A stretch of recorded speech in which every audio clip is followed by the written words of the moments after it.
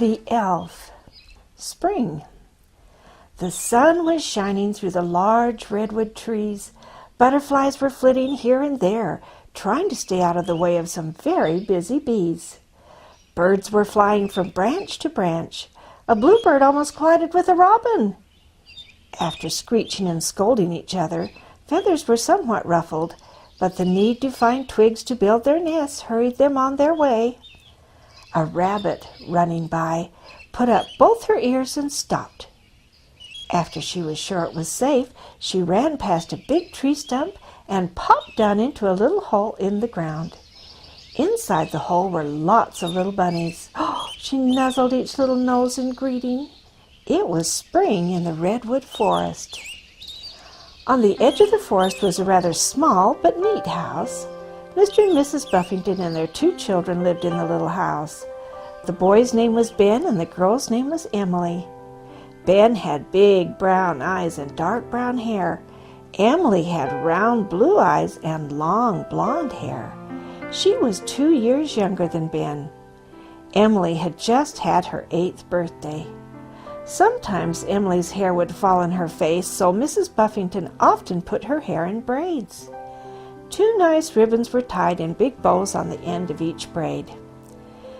Most of the time, Ben and Emily played very well together. Today was not one of those times. Ben, Emily, go outside and find something to do and stop arguing. You've been in the house all morning. It's a beautiful day outside.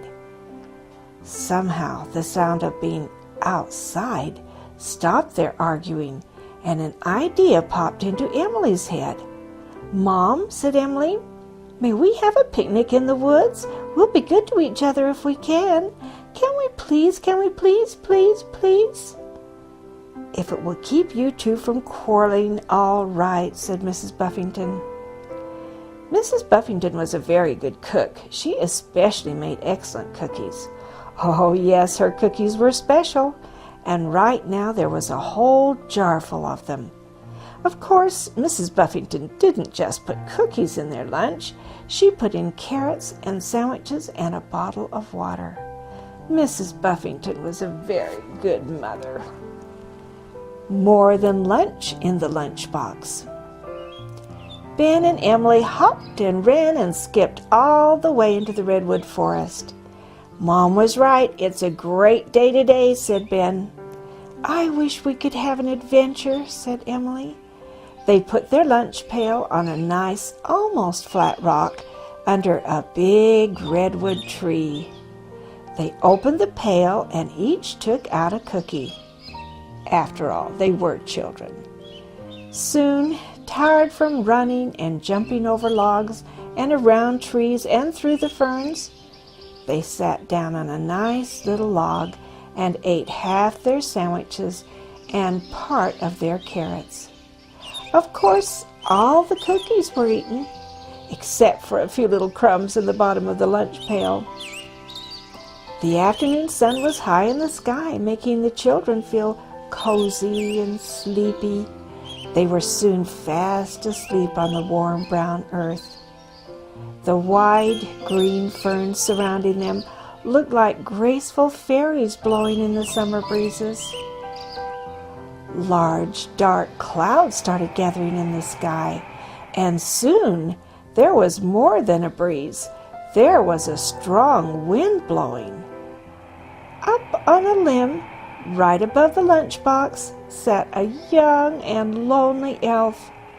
He was sitting there crying. Somehow he had lost his family and all his aunts and uncles and cousins. "Where did they go?" he moaned. "Oh, where did they go?"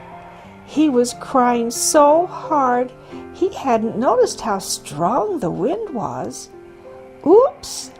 A big gust of wind lifted him right off the limb.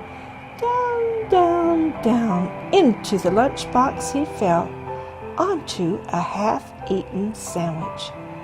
Another gust of wind blew the lid of the lunchbox closed. There was only a little muffled sound coming from the lunchbox, but if the lid had been opened, you would have heard a very loud "Help!" Of course, since it was a small elf, to us it would only have been a very small help. Big raindrops started plopping down through the trees. Faster and faster the rain came. Some of the raindrops splashed down on Ben and Emily, waking them from their nap. Ben grabbed the lunchbox and they both ran for home.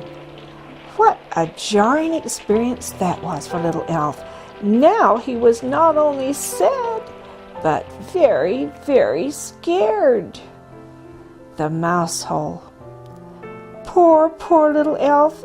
He was so shook up by the time the children reached their house. His head was all in a whirl. Suddenly he felt himself flying upside down as the lunchbox was thrown onto a kitchen chair. Pop went the latch on the lunchbox. Little Elf sat up slowly, rubbing his head where he felt a small bump, and crawled over to the opening, pushing up the lid of the box. Where was he? Where were the trees? Where was his family? Oh, boo-hoo-hoo! He started crying again. After a while, Little Elf quieted down. He was so tired of crying. He peeked out of the lunchbox, lifting the lid. Suddenly he felt himself flying upside down as the lunchbox was thrown onto a kitchen chair. Pop went the latch on the lunchbox. Little Elf sat up slowly, rubbing his head where he felt a small bump, and crawled over to the opening, pushing up the lid of the box. Where was he? Where were the trees? Where was his family? Oh, boo-hoo-hoo! He started crying again. After a while, Little Elf quieted down. He was so tired of crying. He peeked out of the lunchbox. Lifting the lid, he very carefully climbed out. He couldn't see the sky. All he could see was the kitchen.